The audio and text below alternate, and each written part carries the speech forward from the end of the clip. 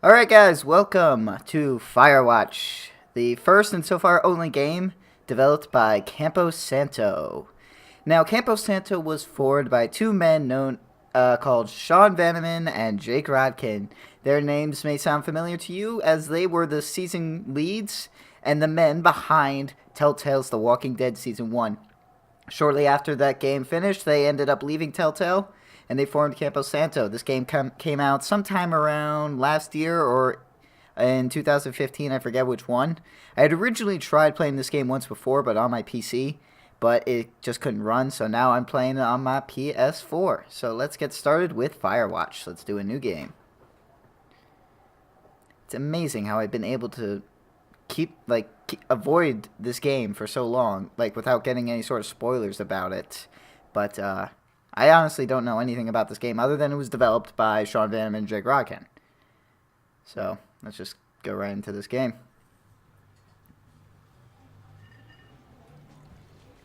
Campo Santo presents, in cooperation with Panic Inc.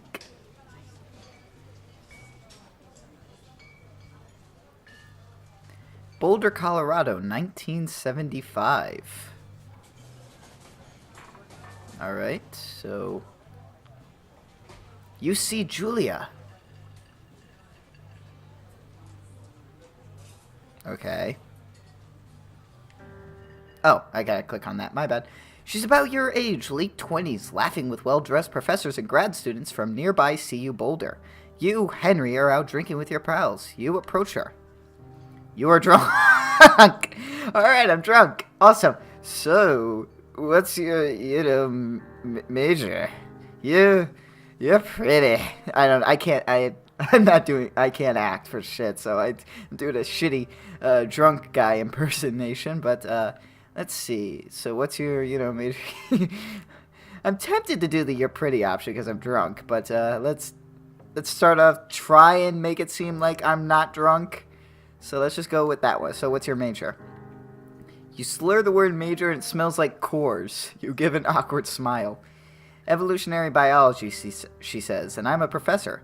Cool, you reply. What's yours, she asks. She sniffs the air. Toxicology. Was that a burn, you ask? She says, definitely.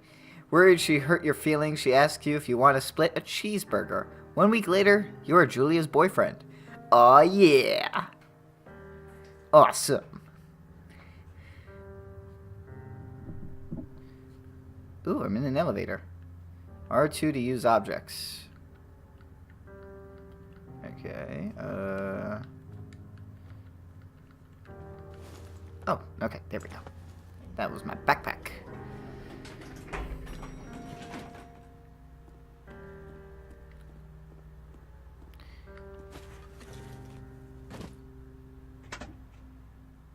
Alright, so that was our truck. You date for over a year. She drives you absolutely nuts. It's great. You move in. You share an apartment near the school with a view of the mountains. You two drink beers out on the deck. You drink beer just about everywhere. Life is good. This guy sounds like an alcoholic. Julia wants to get a dog. There's a scruffy, undersized beagle. Julia's in love. She wants to bring it with her to class. There's also an intimidating but gentle-eyed German shepherd. Nothing bad could happen to Julia while walking this dog. It's badass. You pick up the beagle and she names him Bucket. You adopt the shepherd and name him Mayhem. German shepherds are cute. I used to have a German shepherd when I was young. That was like my first dog when I was younger. She died when I was in the 2nd grade. Named Bailey, but and I love German shepherds. I love all dogs, but the beagle is so much cuter. I'm sorry. We're going with Bucket. Bucket's a good dog, and a week later, you've totally forgotten about the other one. Julia loves him. You love him too. I wish we adopted both. 1979. You talk out on the deck. It's summer, 9:30 p.m., and the heat still radiates off of the high desert. What do you think about kids? She asks. Oh. Kids, they're not very smart or good at much. I'm saying if you and I have a couple of little idiots. That would be pretty good. One day, why rush? So that would be pretty good. In that case, we should probably get married. That's so not what I meant for it to be, but okay. Yeah, I would like that, you say. These kids are... Oh, that was what Julia was saying. My bad. These kids are going to be screwed up enough. It's probably for the best that their parents are hitched. You say she's absolutely right.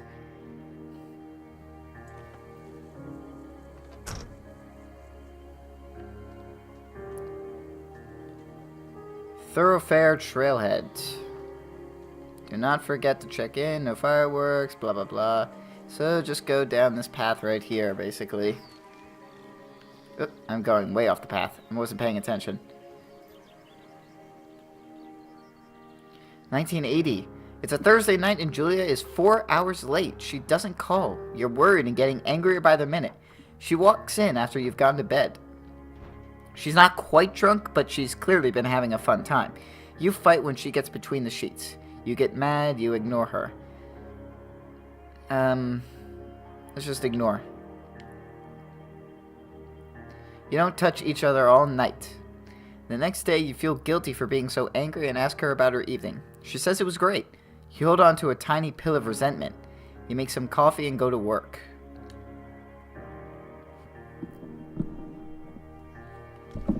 Oh, hang on, sorry, I'm adjusting this microphone a bit. My apologies. Alright, so 1981, Julia still likes to draw. She draws plants from her research. She draws all the places you go. She draws you. You pose and flex like He-Man, or you frolic like a Victoria's Secret model. He-Man! I have the power... Is that He-Man? I'm actually... Why would I start saying that? I look like an idiot right now. That was He-Man. I have the power. You look awesome. Yeah!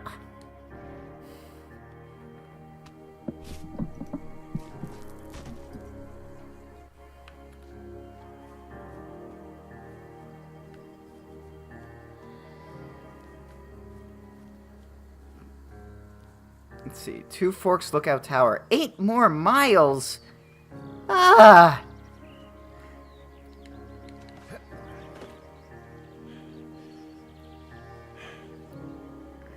(1982).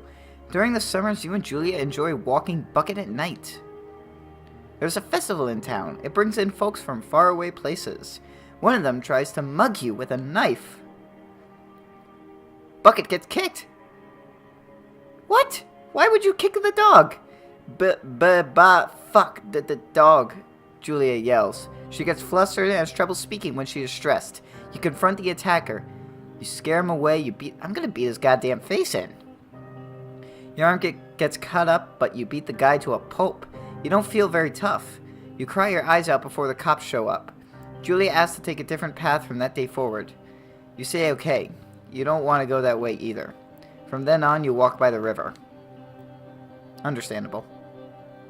1984. Plans to have kids get waylaid by work. Julia gets offered a job at Yale. Yale is in Connecticut, 2,000 miles away. It's a great job, associate department chair. She wants to move. You absolutely do not. Convince her not to take the job. Agree if she commutes back and forth. Ooh, it's what she wants, you know? You'll ask her if she'll commute back and forth. You don't want to move to Connecticut. She says that'll be hard, but she'll do it if you won't move. You tell her not to pass it up if that's what she wants. She agrees. She flies back to Boulder 3 times each semester. 1985. Julia is sent home from Yale on paid leave after having an episode. She lost it on a colleague for borrowing books that were important to her research. She didn't remember she had happily loaned them to him just 2 days prior. She was found crying in the stairwell. You see that maybe you guys should talk to someone about it. You make macaroni and drink wine and try to forget. No, that's something we need to talk about. That sounds like Alzheimer's. After seeing multiple doctors and having many tests, they are worried that Julia might be suffering from early onset dementia. She is 41. You both decide to keep it a secret for now. I guess I don't have any other choice.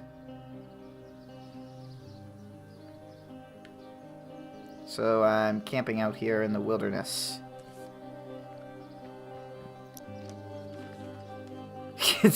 He-Man. Ah, man, this really doesn't sound good. Bucket is getting older. Julia comments that it's kind of nice because he gets in less trouble around the house. A week later, she goes back to the university. 1987. Julia's affliction gets worse. She can't remember things in class, her research is in shambles, she drives her car to the next town over for no particular reason and has to be brought home by the police. She's devastated. She is sent home on permanent medical leave. Some days you get the Julia who calls you a dope and your unborn children little idiots. Other days you get a stranger. She pulls you into bed to make love. After 5 minutes she goes into a panic believing her dad is at the door. You tell her family. They are crushed and begin to make trips to and from their home in Australia to visit her.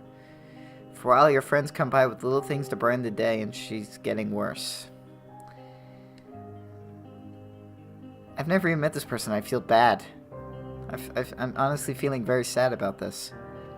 You spend your days following Julia around the house. You count the seconds between the 2 weekly visits from Danielle, the nurse.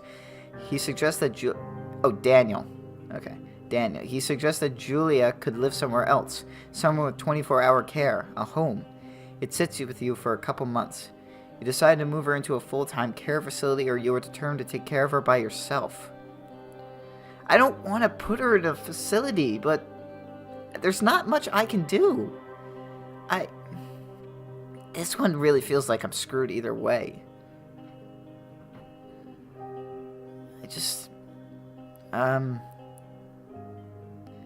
It might be more beneficial to her if she gets into a facility.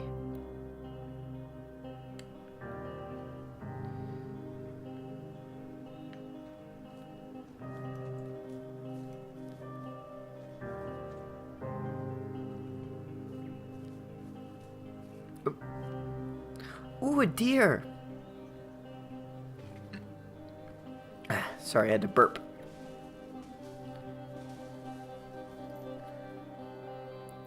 Her family agrees with your decision.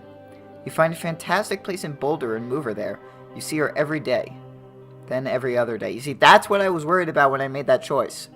That I wasn't going to be able to see her every day, and that's the problem. You go out to the bar with your old friends. It's not the same. You get the feeling that every wife tells her husband, if you ever put me in a home like Henry did, I will cut your balls off.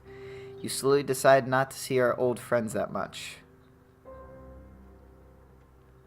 1989. Julia's sister Susan moves to Boulder to be close to her. She visits her every day. You go with her some of the time. Susan buys you an old typewriter and urges you to use it if you won't see a therapist. You won't. You've always really liked Susan. Months go by. Bucket dies. No! Not Bucket! Julia doesn't remember him when you tell her.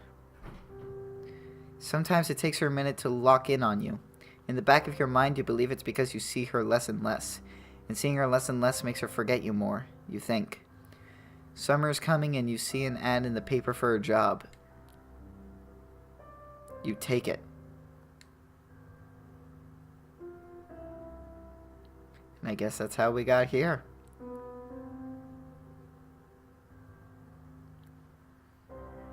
So I guess no word then on what happened to Julia. Don't know if she's dead. I guess she's alive, but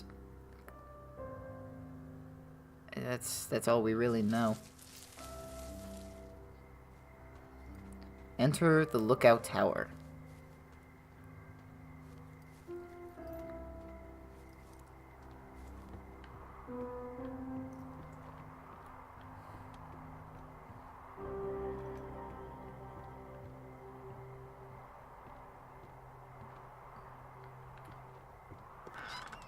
Turn on the power. Well, that shouldn't be too hard.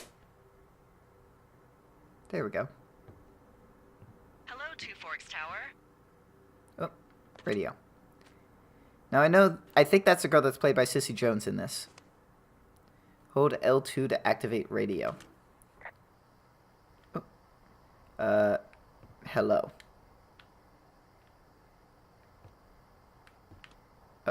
Previous reply. There we go. Hello? Whoever this is? It's Henry, right? Yeah. I'm Delilah. Yeah. Delilah, the guy that's said on the that's phone. right. So, what's wrong with you? Excuse me? Hey, People take this job to get away from something. So, what's wrong? What's wrong with you? That's a great idea. Go ahead. Look, I just hiked for 2 days, so I don't really follow whatever it is you're doing right now. You take a stab at what's wrong with me. Fine, then can I sleep forever? Nah. Sure, buddy. Okay, now go ahead. You've killed 3 ex-husbands. You're rebelling against mom. Nobody back home can stand you. You've killed 3 ex-husbands. You've killed 3 husbands. You're a black widow, and you're just out here until the heat dies down, and then you'll kill again. Ooh, very good. Bravo, Henry. Okay, I sleep now? Not quite. Now you. Okay, good night, bye. Let's see. I don't know anything about you, but 9 times out of 10, folks out here simply got dumped. Huh, is that it? Close? Good night. Good night. Welcome to the job. Firewatch. Finally get our big title screen. Day 1.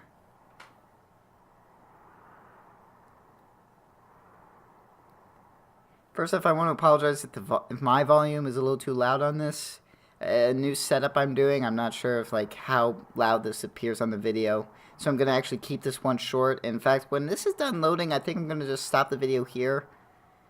And I'll continue whenever I get the opportunity.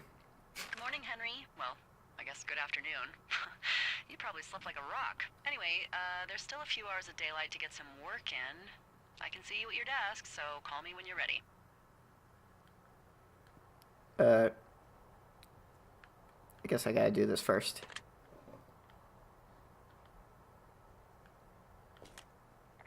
Hey, sorry, guess I slept in.